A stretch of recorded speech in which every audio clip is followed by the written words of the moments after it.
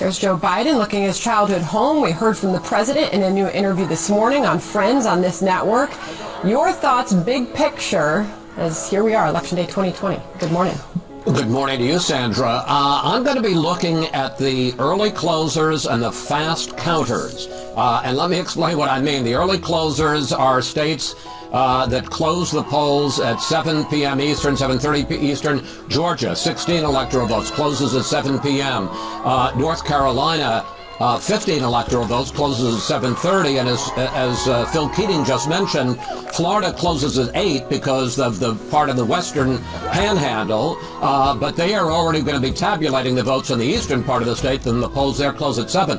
Why do I say they're fast counters? Because under their rules, they have been counting the mail-in vote, the early vote for weeks now. So you're going to see a real dump of votes as soon as the polls close, 7:30, 8.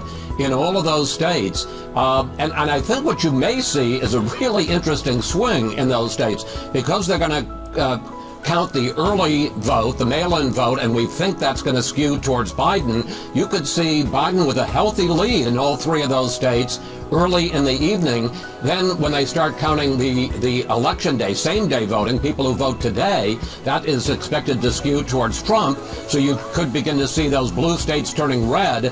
And then some of the big metropolitan areas, for instance, in Florida, Miami-Dade, don't get counted until late in the evening.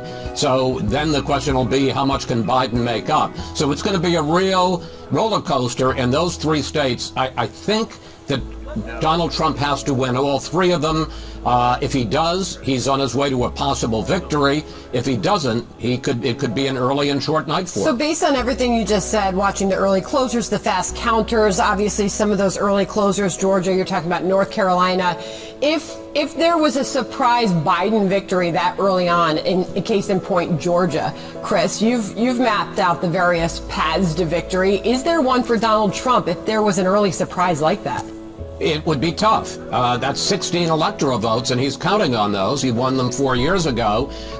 He'd have to do even better in the blue wall. And let's talk a little bit about that, because you have these states that close at 8 o'clock in Michigan and Pennsylvania and Wisconsin. The problem there is they're relatively early closers, but they're slow counters because they are not allowed to start processing and counting the early vote, the millions of people who voted early by mail or in person, until today.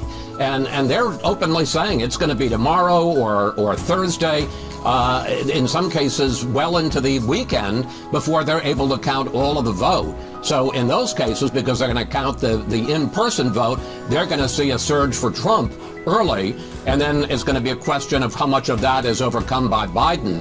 Yes, is there a way for the president to win even if he loses at Georgia? Yes. If he loses Florida with 29 electoral votes, that's going to be much tougher. If they both fall short of 270, Pennsylvania obviously is the key state that we're all watching.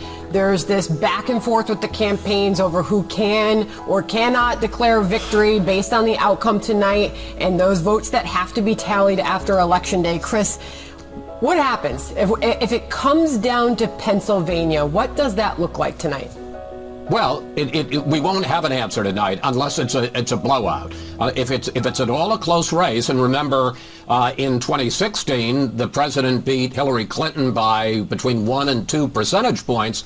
You won't have an answer in Pennsylvania tonight. It'll go on, and they're allowed to count votes that they didn't even get today. I think they have 3 days till November 6th, as long as it's postmarked today.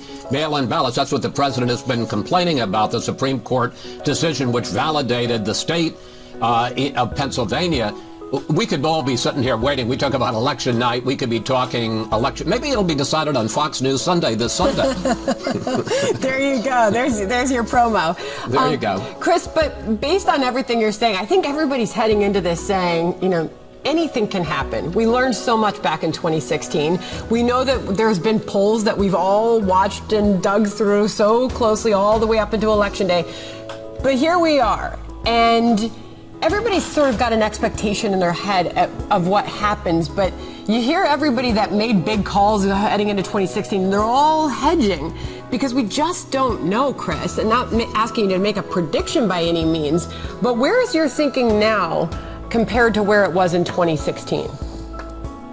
Well, in 2016, if you had asked me exactly 4 years ago, right now, at 10:12 Eastern Time, I would have said that Hillary Clinton was going to win. We all thought that. When we got the exit polls at 5:15, it didn't say Hillary Clinton's going to win, but anybody who read the polls, read the exit polls, thought so. That's one of the reasons that Fox News has gone away from the exit polls to this voter profile analysis. Over 100,000 people polled, and our decision desk, they're going to be crunching those numbers of people who have been polled, and that takes into account people who aren't going to be voting in person because they've already voted by mail, and also takes into account the actual vote results. And I don't know how to do it. You probably don't know how to do it, although you're better at numbers than I am. But, you know, they'll crunch all this together. And I asked Arnon Mishkin, who's the head of our decision team, last week, I said, are we going to be able to call this race on election night? He said, ask the voters. If it's a clear victory, we'll be able to call it. If it's a tight race, we won't be able to call it.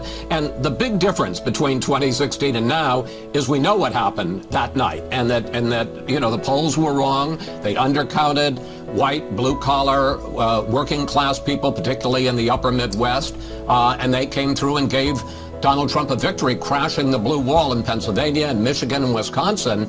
So anybody who doesn't take that into account and doesn't feel a healthy dose of humility about what's going to happen tonight hasn't learned the lesson of 2016. I have.